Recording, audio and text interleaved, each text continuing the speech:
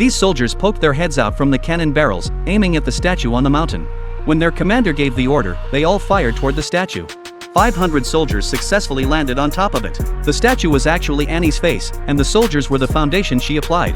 Their duty was to guard her makeup all day long. After a whole day, they were almost dehydrated, and Annie was finally about to get off work. Just as they thought their mission was ending, Annie's colleague suggested going out for dinner. The soldiers felt utterly hopeless when they heard that. As Annie stepped outside, it began to rain. For the soldiers, these raindrops were like a powerful storm. Even so, they held their ground and kept protecting Annie's face. Fortunately, Annie soon arrived at the restaurant.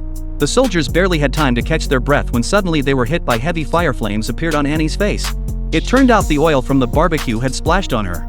For the soldiers, this was like an explosion. Yet they still held hands, fulfilling their duty to guard Annie's makeup. Late at night, Annie went home. Just as she was about to remove her makeup, her boyfriend called and asked her out. The soldiers felt completely crushed, but they had no choice but to endure. The commander, seeing his soldiers working so hard, was deeply moved and went to sleep with tears in his eyes. By the next morning, when the other soldiers woke up, those on Annie's face had not had the chance to change shifts. A scout checked Annie's condition and was shocked.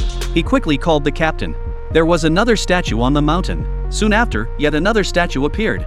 Within 10 minutes, the whole mountain was covered with statues, leaving the soldiers very confused.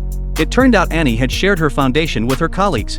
Gradually, more and more people began to use this product. When the soldiers realized this, they all broke down in despair.